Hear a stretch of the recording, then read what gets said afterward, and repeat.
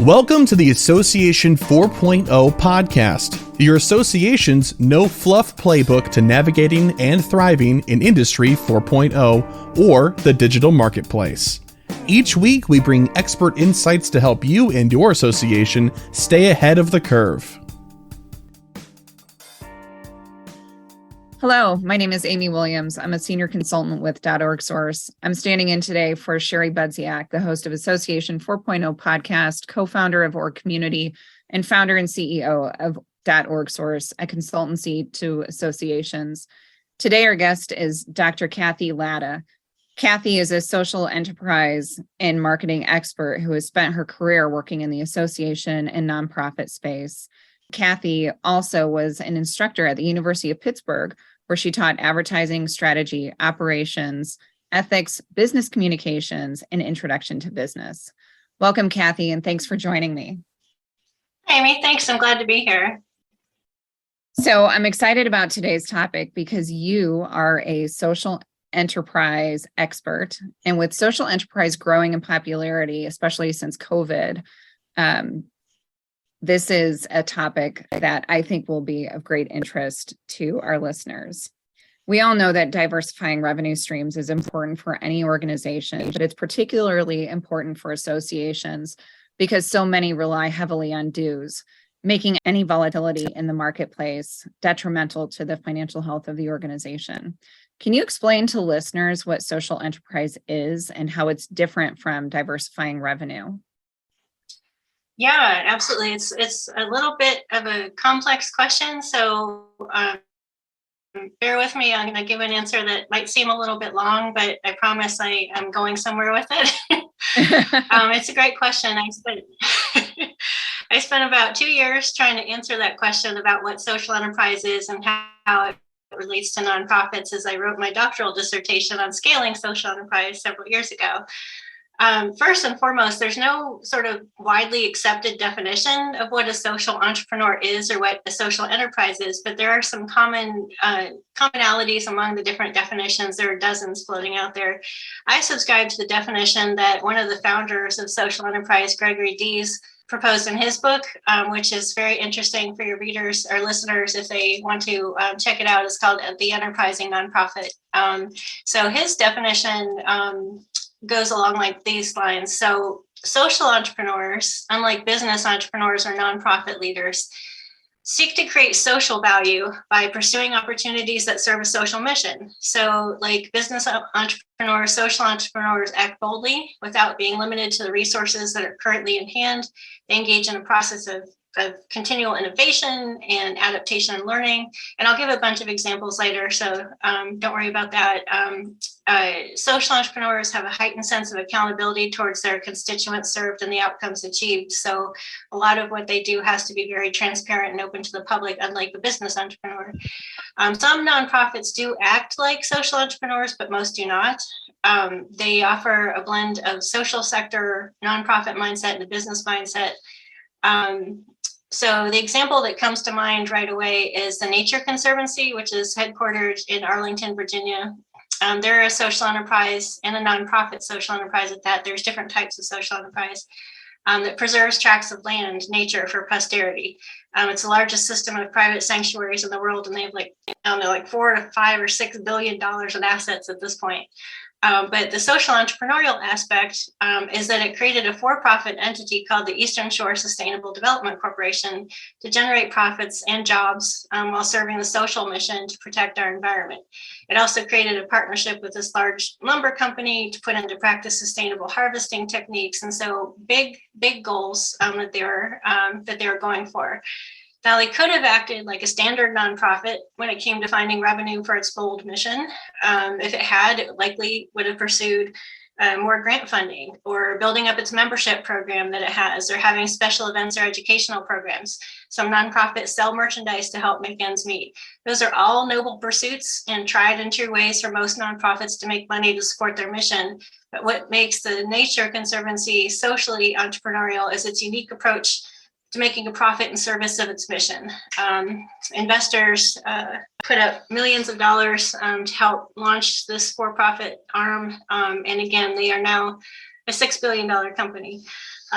So I think nonprofits have an opportunity to use the social entrepreneur's mindset to look with fresh eyes at the challenges and the opportunities in their market so they can scale their impact exponentially. That is fascinating. That is fascinating. And I like the idea that there's, they're doing it more for the greater good, right? Mm-hmm.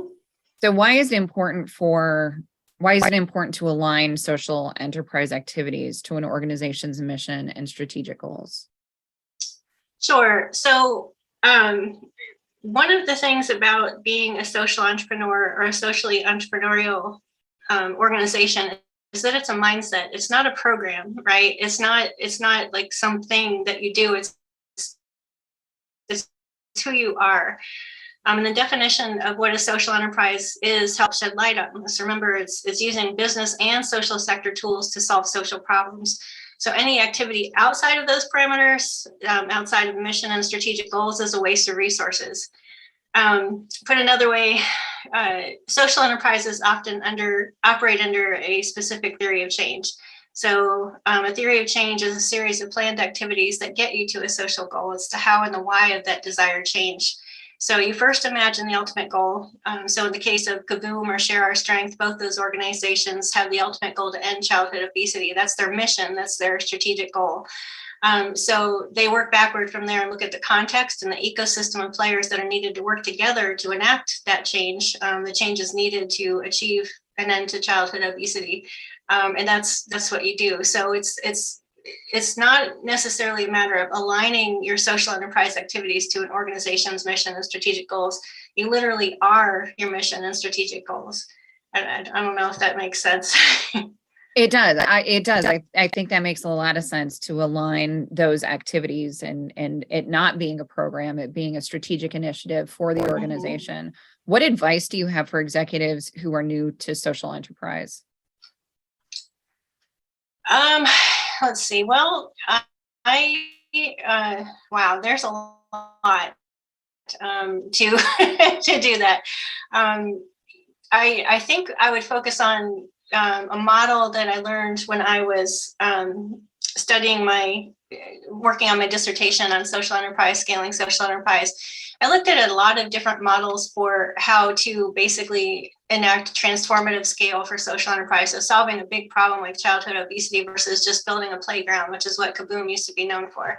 So there are 5 sort of pathways to transformative scale for a social enterprise that Braddock and Grindle in their article, Emerging Pathways to Transformative Scale, came up with. And those are, don't just build organization and programs, strengthen a field, and I'll give examples of each one. Change public systems, embrace the need for policy change, recruit and train others to deliver the solution, and distribute through existing platforms. So if you're just getting started at social enterprise, you're probably going to want to look at some examples of how to do this to see what your particular niche would benefit from and how other actors in your ecosystem are playing with you. So on the don't just build organizations and programs, strengthen the field. Sometimes in order to enact big social change, you need a critical mass of stakeholders needed to reach that goal. So strengthening the field involves either raising awareness to gain financial or other support, or helping others in the field achieve better impact as well. A program called Mentor, which the acronym stands for something that I can't quite remember, but the Mentor acronym uses both approaches. It has 5,000 affiliate organizations that provide mentoring to disadvantaged youth and benefit from this package of standards and tools and research that Mentor disseminates. So that's strengthening a whole field. So what can your nonprofit do to strengthen the field that you're in? What kinds of partnerships can you have to do that? Changing public systems is another way to go about scaling impact. So an example is the Annie E. Casey Foundation. They worked to create some change in the juvenile justice system, and his program had spread as of a few years ago to over 200 sites in 39 states, and it's positioned to keep growing. So working with your funders to change public systems, working with others, embracing the need for policy change. There are a lot of people involved in this, but the hospice care spread nationwide after gaining Medicare and reimbursement. So the coalition that was behind the adoption of a standard for hospice care actually worked to get legislation passed. Let's see, what were the others? Recruiting and training others to deliver the solution. Year Up is a social enterprise with, I don't know, over a dozen locations around the country. They partnered with a community college to offer a professional training core similar to ROTC, which provides students learning their associate's degree with professional work experience.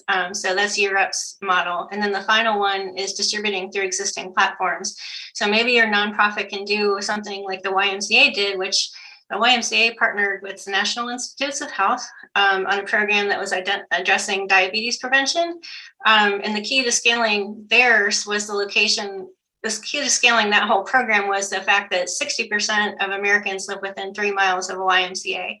So all of those are different examples and different ways that nonprofit leaders can think about how they create impact, how they scale, and what kind of social enterprise they might be. Every problem is so complex and embedded in a series of sort of contextual things like your economy, your local government, your local players, your local ecosystem. So it's really important to kind of look at the examples, sure, but really customize them to what your nonprofit can do and what unique niche your nonprofit plays in and what uniquely you can contribute. The main thing is just making sure you're mapping out that ecosystem of other players in the space of that social mission that you're trying to pursue.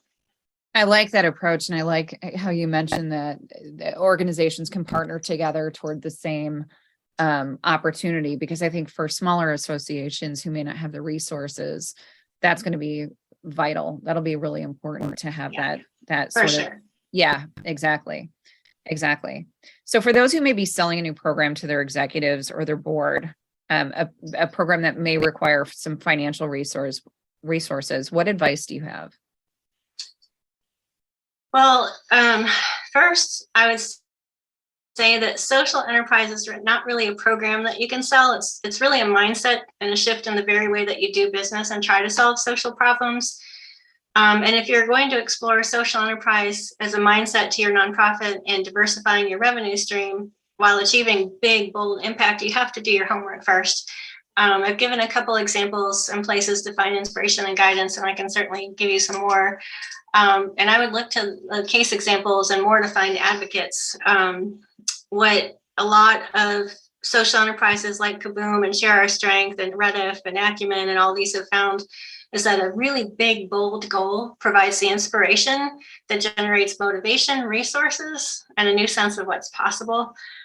So holding visioning sessions with potential partners and change, finding the niche that your nonprofit is uniquely suited to address, find a partner. If you're a smaller nonprofit essentially, or a larger nonprofit trying to persuade your leadership to adopt a social entrepreneurial mindset, go to Social Impact Architects out of Dallas, or Community Wealth Partners in DC, or someone at the Case Center for Social Advancement at Duke University. There's a ton of places out there that can really help you if you're trying to persuade your leadership to adopt sort of a new approach to solving social problems in your nonprofit's mission area. I like that idea of the big goal and the big, bold impact. It gives people something to rally behind, I think. Exactly. It's, the aspiration of it, and almost the challenge of, can we do this? Can we make this big change? That's really exciting. Yeah, and that's what No Kid Hungry did. They went from being a $16 million organization to a $42 million organization because their big, bold goal, instead of, just working on school lunch campaigns, was to end childhood obesity. That big, bold goal got a 300% increase in revenue in just about 5 years. So people, it's not easy to do, but when you can adopt that big, bold goal and get all your stakeholders on board, the sky is the limit. Well, and I like the way that they positioned it, right? Because who wouldn't want to support that? Right. It wasn't a fundraising goal. It was, it was end childhood obesity, and I like that the emotional connection that has with people. I think that's important. For So sure. you've talked about the importance of partnerships with other groups. What other roles might they typically play in social enterprises? Oh my gosh, the sky's the limit there too. I think the fact that these complex social problems like childhood obesity or domestic violence or hunger, poverty, all these things, they have to be addressed with a systems approach because there's no one cause that's responsible for any of those problems. You have to find a niche that your own nonprofit is uniquely suited to address and focus there.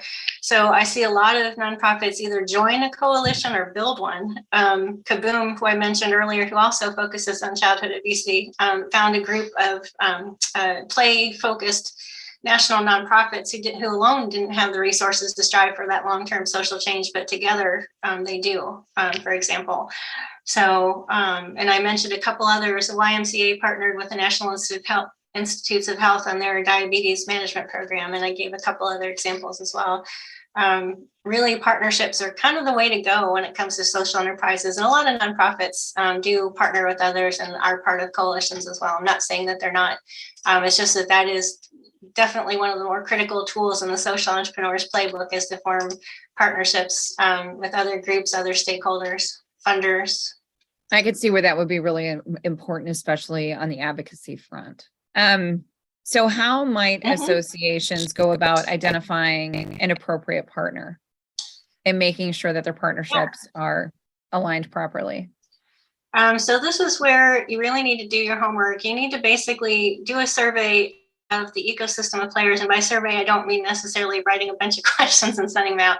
I mean, looking at who is working to address that particular social change in your sector and create a systems map. And you can Google it. There's all sorts of models for systems map, but creating a systems map of who's working on what aspects of the problem, who's achieving what, and what gaps there are. And then understanding your own nonprofit's unique assets and your competencies, or where you can change and grow. Because remember, as an entrepreneur, you're not limited by the resources currently in hand. You can dream big. So where do you fit into that ecosystem that you just mapped, or how do you change it? It's a really long and slow process, but when you're aiming for long-term systemic change, it's kind of unavoidable. Also, you can identify a great partner by working with social enterprise and systems change funders. So a couple of them are the Annie E. Casey Foundation, which works on childhood issues. Robert Wood Johnson Foundation is social entrepreneur founder, and they focus on public health.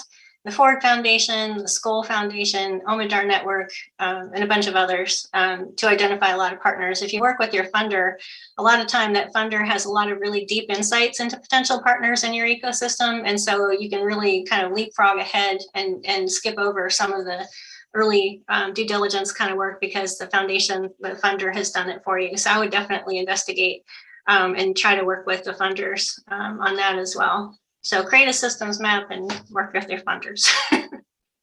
What kind of challenges might associations and nonprofits encounter when they're embarking on social enterprises? Yeah, so the nonprofit might find that it doesn't have the ability to execute the new initiative because they require different skill sets. So when Kaboom transitioned from just simply creating playgrounds for children who didn't have access to them to ending childhood obesity, they didn't have any really lobbyists on their staff. They didn't have any true branding and marketing people to get behind a international campaign initiative and things. So they ended up adding, I think, like 60 or 70 staff to it. Again, they went from 12 billion in funding to 40 something million in funding because people got behind that mission. So you might have to add new skill sets or completely change the way that you do business. You also could potentially lose major funders who are not so keen on supporting new initiatives or who are just unwilling to make a long-term commitment or have the patience with the long-term horizon required to change any given social issues.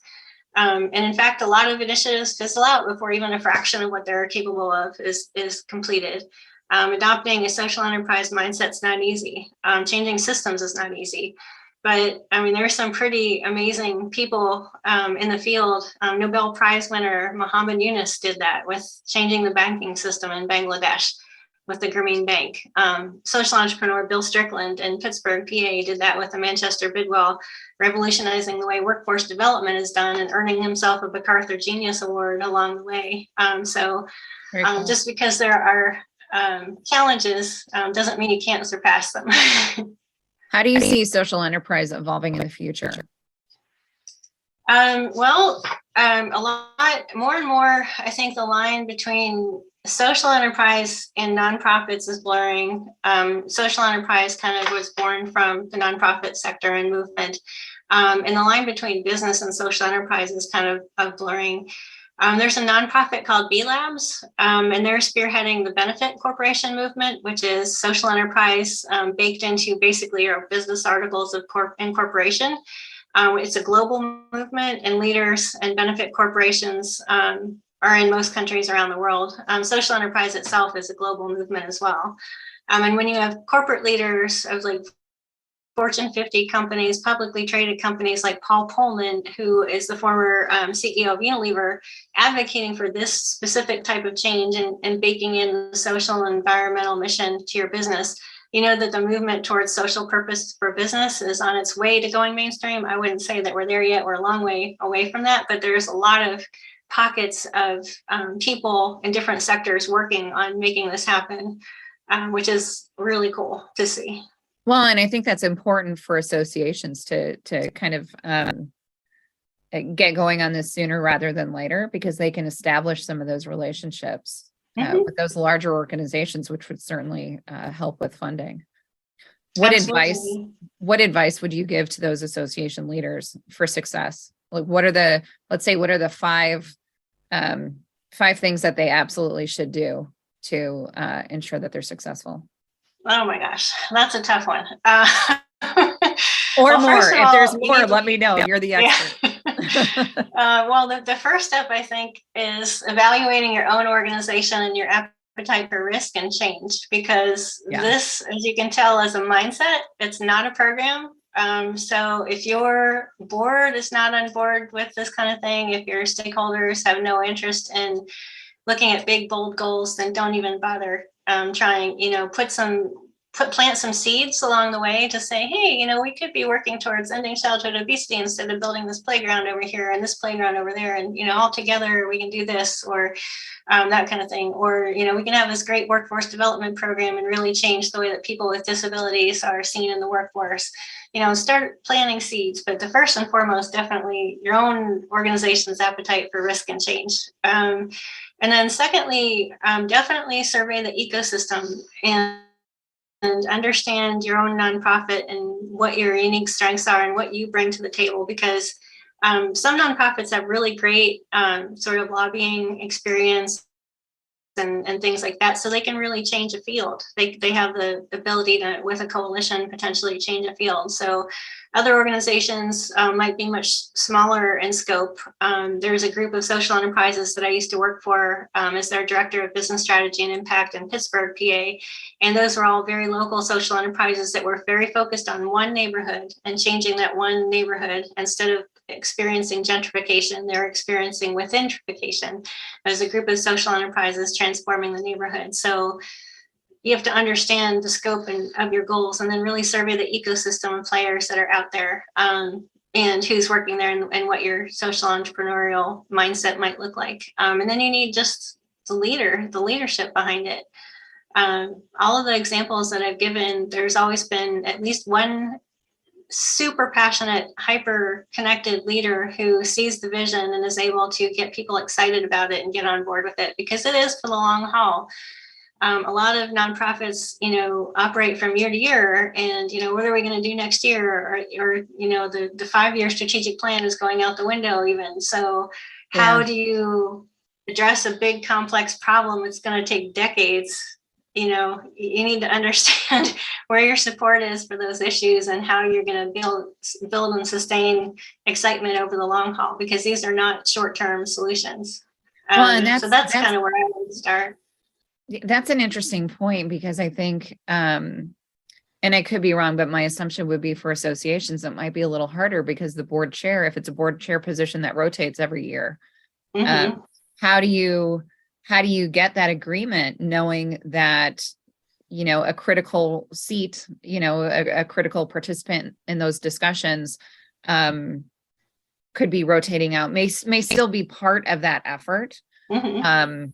Any thoughts on how associations may approach social enterprise, knowing that they need this sort of support from the board, with seats that may be turning over?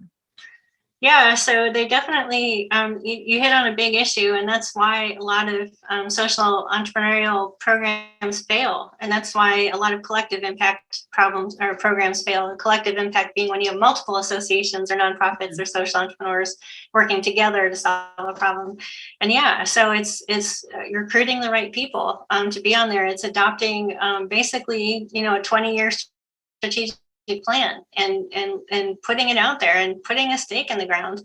It's very public. When you operate in the social sector, nonprofit leaders are used to this, business leaders not so much, but when you operate in this sector, everything that you do is very public. So putting a stake in the ground and publicly saying which Kaboom did, which Share Strength did, which the Nature Conservancy did, which Manchester Bidwell did, say this is what we're about, this is what we're doing, this is our mission, this is how we're going to get there.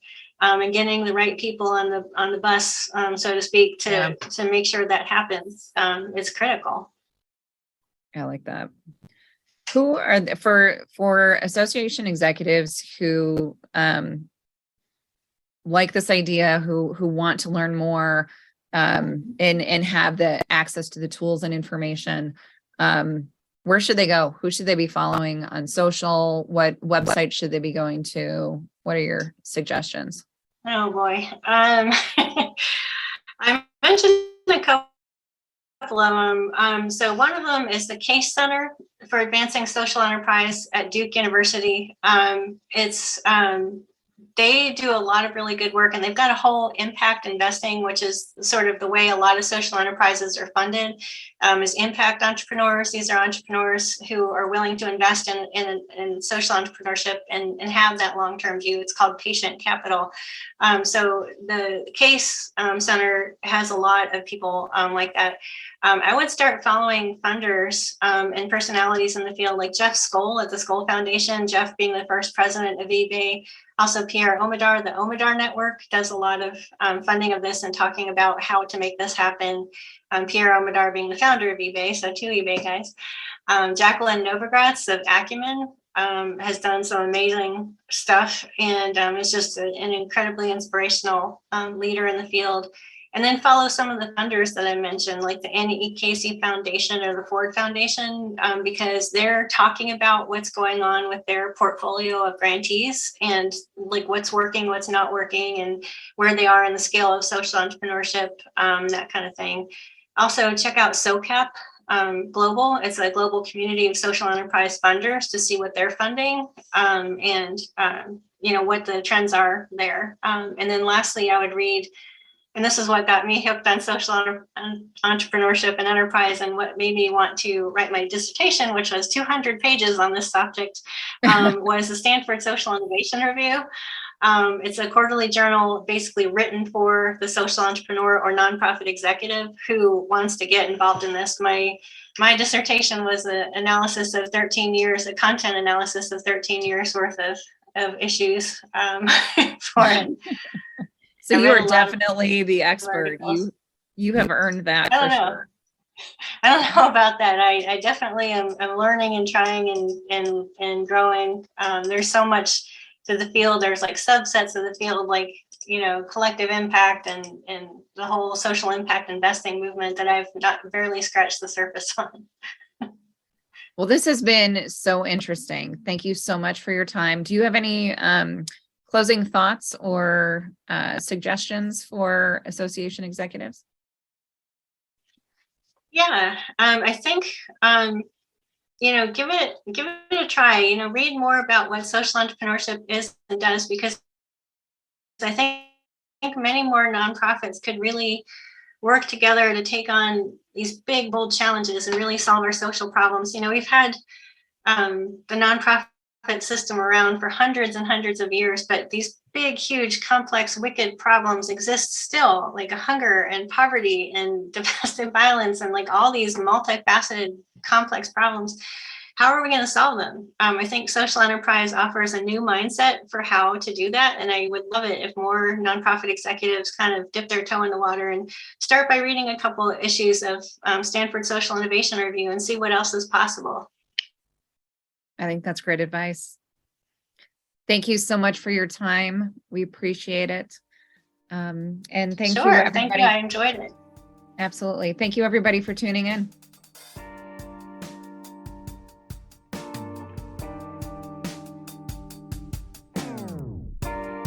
We hope you enjoyed this episode and discovered tips and information that will add value to your leadership style and your association.